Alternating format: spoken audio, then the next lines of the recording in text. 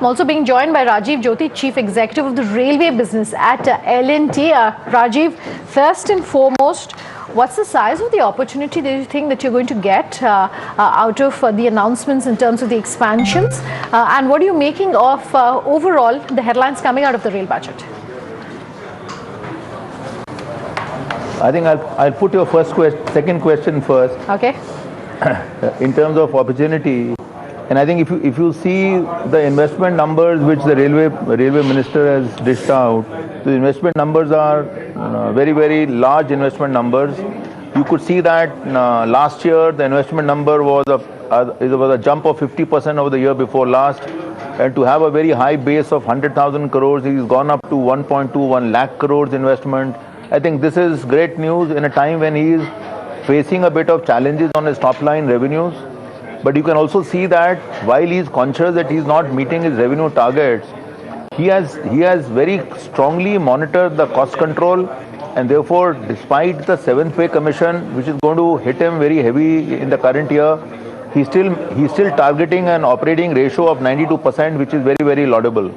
And having said that, so I think he's looking at top line, which is going to be directly related to the kind of growth in economy. He's had a hit because many commodities which give him a lot of revenue, like coal and food, have not come to the level of what he was expecting. But he's on the same time focusing on the cost numbers below, so that his surplus, which is an internal revenue generation, does not get affected.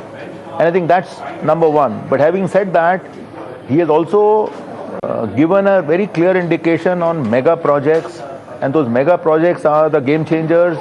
You are aware that currently there are two freight corridor projects being done in the eastern side and the western side.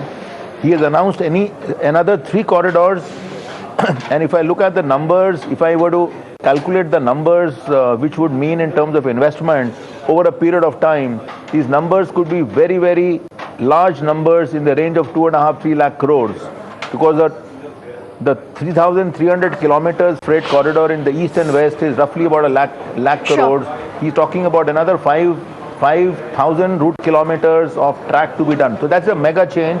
Sure. And this change will very clearly move the freight away from the current messed up situation of freight and passenger being put together. Okay. On the other side, he's bringing in high-speed trains, high-speed rail, and therefore he can very clearly give a fight to the low-cost carriers. So I think these are two big decisions, in addition to the decisions on trying to modernize stations and also trying to see that he's able to get money from institutional financing by looking at EPC concepts of project planning, making the project sizes larger. So I think all in all, he has taken a direction where in the medium term you could see that the railways are beginning to generate significant growth for the country as a whole, and also significantly contribute in the bottom line. Rajeev, what's the size of your exposure as far as the railways business goes, and how much of an increase do you expect now going forward post this railway budget? I mean, you are asking me very, very specific question on my business, and I'm afraid I will not like to answer that in this current time, because these are statements which are delicate. So I would not really like to answer that. At least comment in terms of what an active part. Sure. Can you at least comment in terms of what your order book is possibly looking like in terms of the railway business?